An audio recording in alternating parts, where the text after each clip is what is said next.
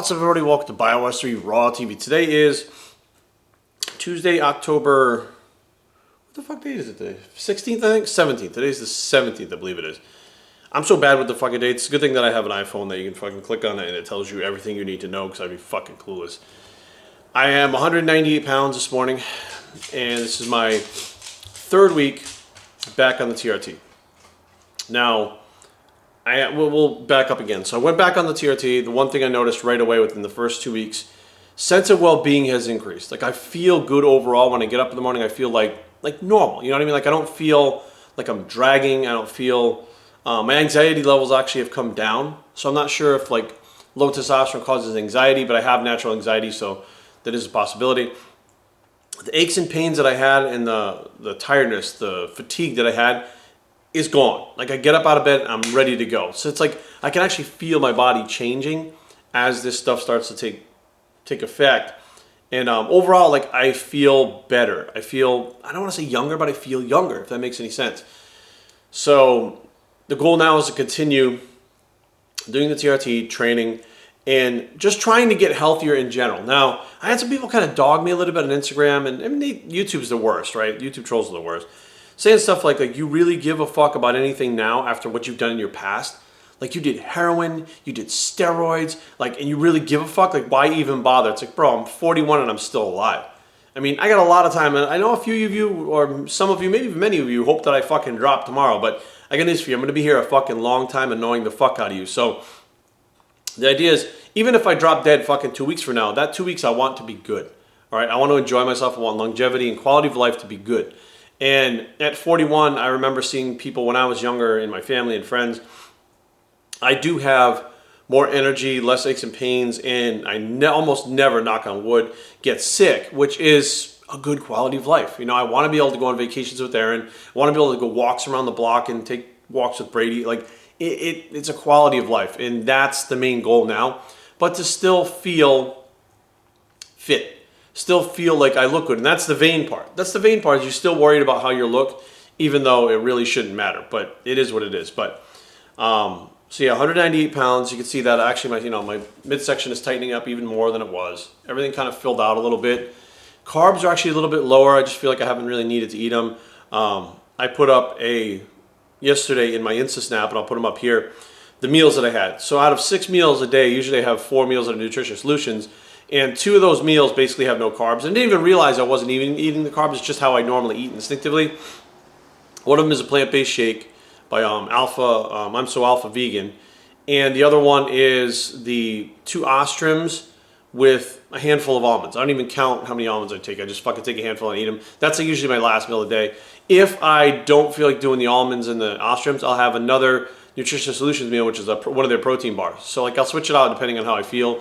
And, you know, calorically, it's pretty much the same. It doesn't really fucking make a difference. The macros change a little bit, but the carbs and fats, depending on, you know, where I'm at, my body almost uses them interchangeably. If I take in fats, I'll burn them for energy. If I take in carbs, I'll burn them for energy. It doesn't really make a difference for me. That's not saying what to do. It's the same thing for you, but for me, that's how that goes.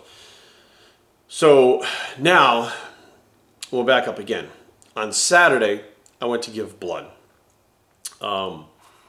I don't know if you've ever gone to give blood, but there are places that will not let you give blood based on the fact that you have a tattoo, the fact that it's fucking sunny out, that it's fucking windy out. Like, there's so many fucking bullshit things. So when I went to give blood at the Red Cross, they actually denied me because I had a tattoo within the last 12 months in Maryland. And I was like, what difference does it make? And she goes, well, Maryland's on our list. And I was like, what the fuck? I'm like, okay, whatever. So I had to make an appointment at Inova. I went into Inova and I walked in and they gave me a sheet and they said, have you ever gotten a tattoo in the last year? I said, yeah. They said, where? I said, Maryland. They said, okay, no problem.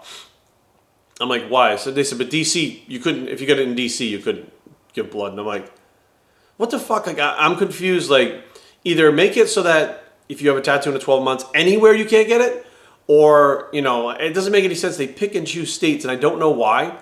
The Red Cross would pick Maryland and not Virginia. Like, if the same guy, if Carly did my tattoo in Virginia, in the fucking road, I'd be all right to give blood. But I had it done at a sterile tattoo studio in fucking Maryland and I couldn't give blood. It doesn't make any fucking sense, but it is what it is. So I gave blood, and I'll flash up the picture right here of it. Honestly, I was scared. When I walked in there, I was freaked out. I was like, I don't want to get that needle in my arm. Even though I gave blood or I had a blood test a couple weeks ago. When they stick that needle in your arm and leave it there like that for fucking period of time, I was just like, I was freaked the fuck out. I was starting to have a panic attack at the fucking Nova. So I told the lady, I said, even though I'm covered in tattoos and I have a past with drug use, which you have to disclose, you know, whether or not they use the blood is up to them, but they test it, whatever, anyways. You know, I'm like, I'm kind of freaked out. And she just kind of laughed and she said, you know, most people are. Now, granted, I didn't even feel the fucking needle go in my arm. I was like, and I looked and it was there. They pulled out that fucking pint of blood and it's in a bag sitting next to you on a thing when they're getting ready to put it in whatever. And that freaked me out too. Like seeing my blood out of my body was a little bit fucking freaky. I'm not going to lie. I was just like, what the fuck? Maybe I should put it back in. Like that was my instant thought, right? And when I got up, I wasn't really dizzy. I mean, I felt okay. She kept asking me like, are you okay? And I'm like, yeah, I'm fine. She's like, okay, why don't you just kind of sit here for a minute? I ate a Power Crunch bar. I had a bottle of water. I fucked around on the internet. And I got up and she's like, are you okay? They kept checking me like, are you okay? Are you okay? And I'm like, yeah, I'm fine. I'm good. They're like, okay. And, you know, I was a little bit lightheaded later on in the day when I would stand up really fast because my blood pressure had dropped. But my blood pressure for the first time since I was a teenager wasn't borderline high. It's always borderline high since I was in my 20s. And high blood pressure runs in my family. Diabetes runs in my family. And obviously cancer. I think cancer runs in everybody's family at this point. But the high blood pressure thing was never really addressed by any of my doctors because it was like borderline. They wrote it off as white coat blood pressure, which is like when you see the white coats, you start to freak out. So it's like it's only temporary, and it's because of the situation you're in. And even when I was in Maryland and I got blood work done in Maryland, or I went to the doctor, like I remember when I tore my rotator cuff, they took my blood pressure and they said, oh, it's a little bit on the high side, but, and then they asked me, has it ever been like that before? I said, it's usually like that. They're like, okay, it's probably this, but you know, it's not that bad, so we're not going to worry about it. But it's still borderline high, which means if that's where it is kind of normally, when my blood pressure spikes, where to go? And none of it was ever addressed. And I never kind of, you know, thought about it until I got together with Erin. Now, high blood pressure fucks your kidneys up. It's, you know, responsible for fucking tearing of your fucking arteries. I mean, it really is the silent killer. You don't feel it, but all of a sudden you have these complications that have built up and you're fucked. So controlling your blood pressure, for all of you out there that are fucking not doing this, needs to be done, or there can be some serious health complications.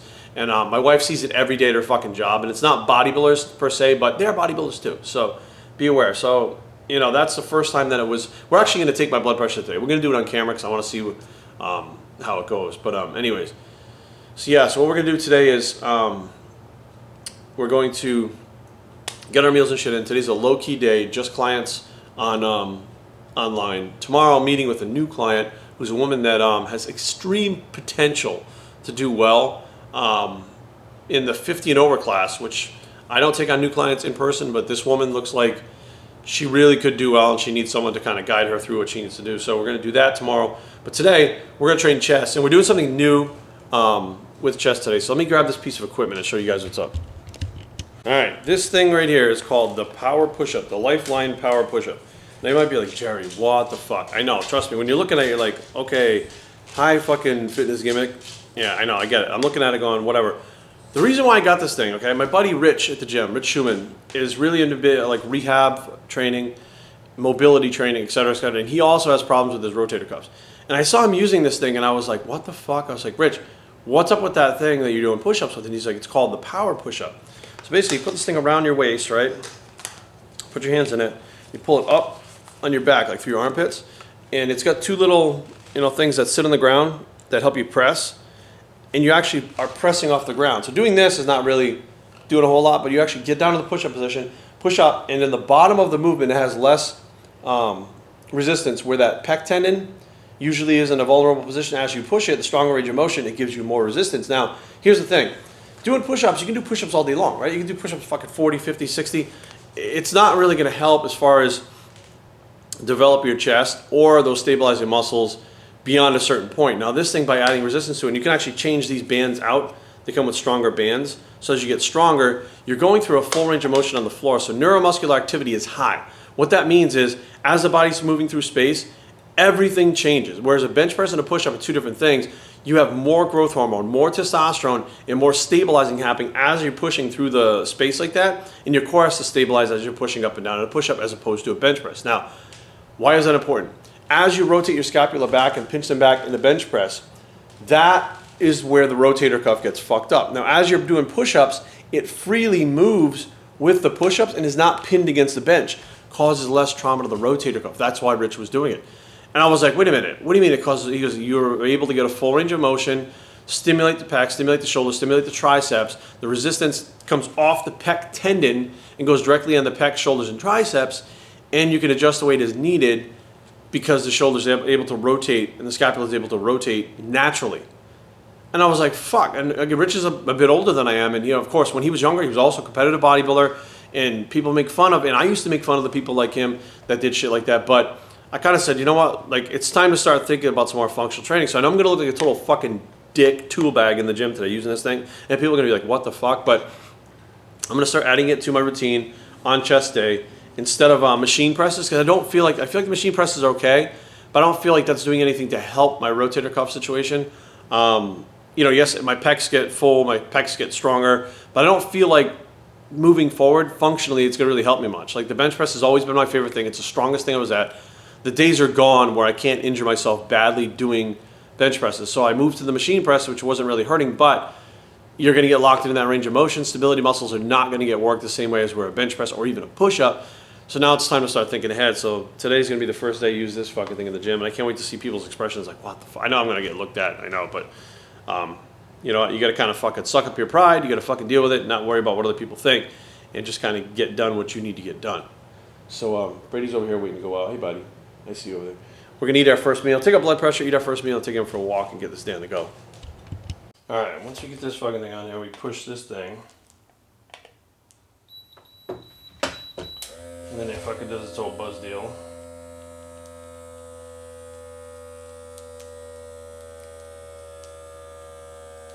I hate this fucking thing. This is such a pain in the ass. It actually hurts my tricep when it fucking inflates.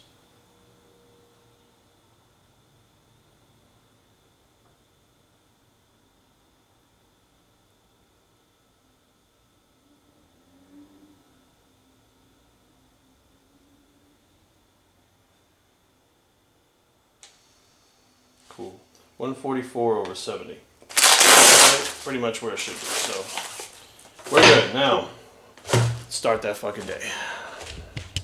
And first meal of the day. Oh, Nutrition Solutions pancakes. Today we've got the oatmeal raisin protein pancakes. All right. Also, guys, I am on the prescription glutathione. It's been a week today that I've been on this product from Titan Medical, which Titan is an actual medical clinic with actual doctors that do actual prescriptions that you get from a compounding pharmacy that are prescribed to you. So it's a 200 milligram dose of glutathione. If you don't know what glutathione is, Google it. The stuff is absolutely amazing. And most of the time you can get glutathione as an oral dose. 300 milligrams is what they used in studies of an oral dose of glutathione. The 200 milligram injection obviously is not going to go pass through the liver. It's going to be directly into the blood and working.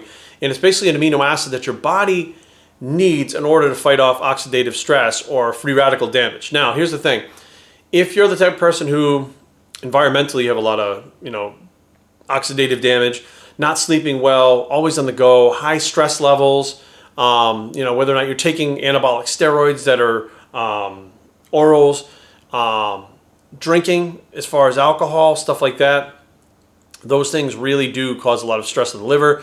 And glutathione, believe it or not, despite what anyone else says, the research is there, the data is there, and it is an absolute medical use for helping to detox the body because it's a natural thing that your body uses up very quickly and eliminates, and then you're fucked. If you don't have enough, you're fucked. The oxidative stress builds up, you have liver problems, kidney problems, all those things happen if your body's not detoxed. And it's not a special potion, it's not a fucking supplement, it's an amino acid that your body needs in order for that process to help. And there's actual literature, and it's widely known in the medical community, that glutathione has actually reversed liver damage due to alcohol use. You have to stop the alcohol, obviously, but if you stop the alcohol and you take the glutathione, it will reverse the damage that it's done to your liver, which is absolutely amazing. And there are people out there who would like you to believe that that's not true, but those are the same people that listen to the studies and doctors, but then all of a sudden, this one doesn't count. Okay, that's bullshit. Anyways, so I take the glutathione and the Hercules potion every day. And I just want to give a shout out to Titan because they really helped me understand the importance of making sure that I do this stuff every day, because I'm the type of person that'll forget and I'll skip it. And I think that's just how I am. You know what I mean? If I don't remember in the morning and I'm off with my day, I'll forget to do shit. I'll be like, oh, I forgot to do it. And then I'll go to bed. Like it just, you know, staying on top of this shit is just as important as taking your multivitamin, just as important as drinking your water, just as important as trying to get enough sleep, which I don't do that either, but it is what it is. So we're going to actually go pick up a couple things at Best Buy for the camera, hit the gym, and try that new fucking rubber band thing, the Lifeline, and get some people to look at us funny.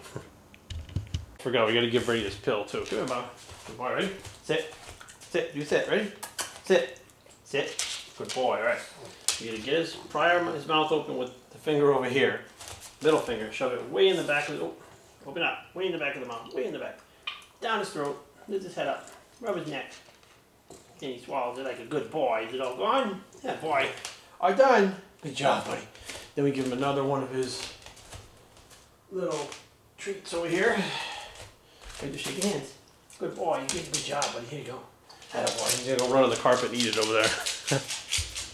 And you also have to take his multivitamins every day. He has pet multis that we get from GNC, which has all this shit that he needs in it. It's like this little bone. It smells like liver. Desiccated liver. Here's your bone. Take your vitamin. Attaboy. You're going to take it over on the carpet. You're going to run away with it on the carpet. You can eat it right there. Attaboy. Good job. Take your vitamins. It's strong.